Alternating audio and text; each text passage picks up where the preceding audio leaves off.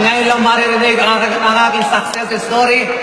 Sa lahat po na ngayon lang ako makakaharap, magpapakilala po ako sa inyo. I'm Mike Macron, isa sa pinakamayaman na ginawa ng AIM Global.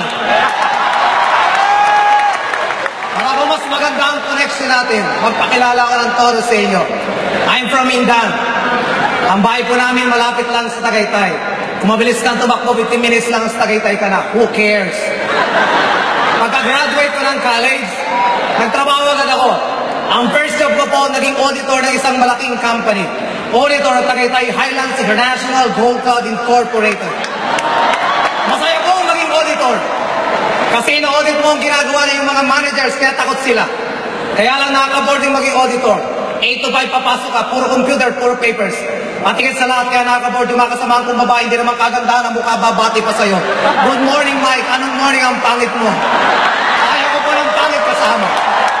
Yan mga, nung na-board na po ako maging auditor, nag-apply po ako sa SM.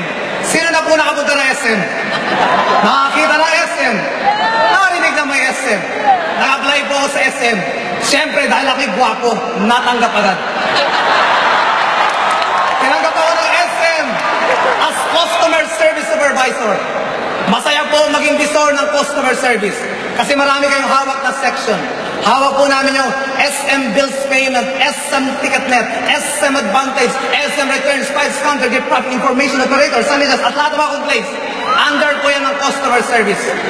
Lahat po sa SM ay ginawa ko. Nag-OT po ako ng todo.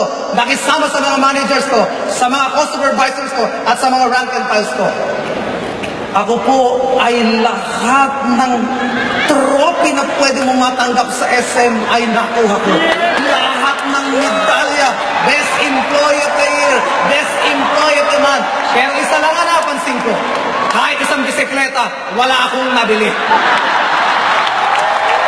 Ginawa ko naman lahat. Nagsipag ako at nangangarap na one day makukuha ko ang aking pangarap. Dahil isang araw ay magiging manager ako. Pero nagkamali ako. Until one day.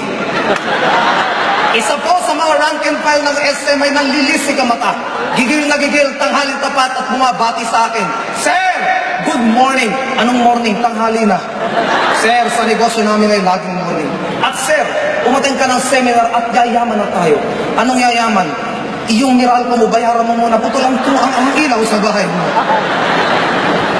Kinukulit ako umattend ng seminar. Umattend niya ako.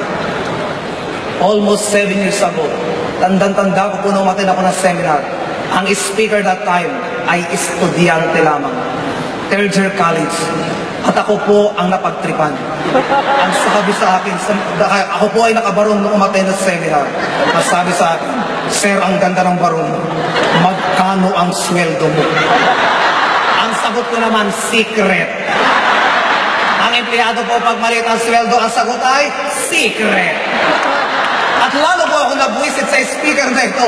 Nung pinagduduro po kami, kayo mga empleyado dito, kung kayo kumikita ng 10,000 per month, ako 50,000 per week. Ang sabi ko, napakasinungaling naman ang batang ito. 50,000 kikitain ko po ng 5 months kung matatrabaho ko sa SM, kung maiipon ko. Siya daw ay 1 week lang. Kung ining-in 4 weeks time, kumikita ng 400, 200,000. Kulang na lang po, sumabok ang utak ko. Hindi po kayang tanggapin ng sistema ko. Tinapos ko na rin seminar kahit negative ako. Pagbaba ko po ng building, doon na po nagbagong lahat. Nakita ko yung estudyante, naka-Fortuner pala. Nasaktan po ako. Imagine niyo, nakabarong. Ang tawag na lahat sa akin ay Sir. 2 kurso ang natapos. Sa ilalim ng building, ganito ang itsura ko. Nag-aabang ng bus.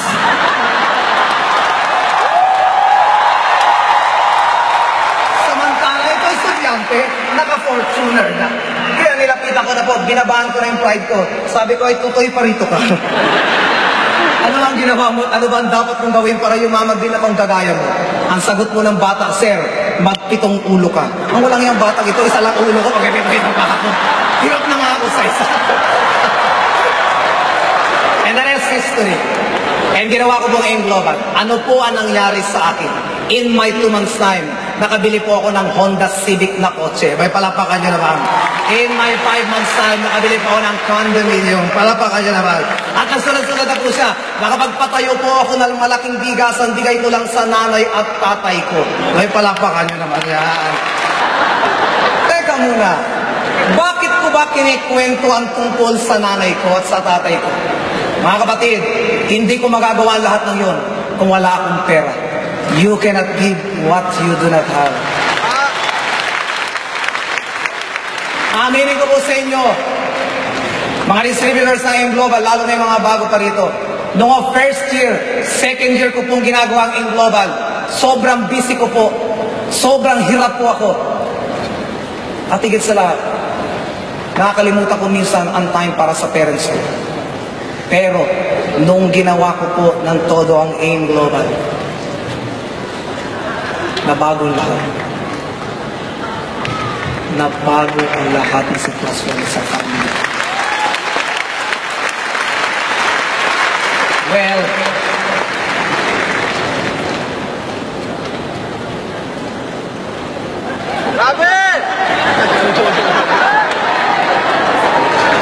nagbago po lahat. Nung minsan isang araw, nakarinig po ako ng isang sermon ng pari. At gusto ko pong i-share ngayon sa Araneta. Sabi doon, sa mundong ibabaw, ang babae ay hindi mabibilang. Ngunit ang ina ay iisa lamang. You can call every woman mother, nanay, inang, mami, ano man ang tawag niyo sa inyo nanay. Pero ang katotohanan, isa lang talaga ang nanay natin. At hindi rin nasusukat ang isang puno hanggat hindi nabubuhay. Hindi rin nasusukat ang kahalaga ng isang ina hanggat hindi pumapanaw. Mayroon akong question sa inyo. Kailan yung huling tinreat ang nanay at tatay? Sino po ang may mga nanay pa? Congratulations. Sa lahat ng mga may nanay pa, may pag-aalayan po kayo ng pinakamataas na respeto, pinakamataas na pagmahal, at pinakamataas na paglilingkod.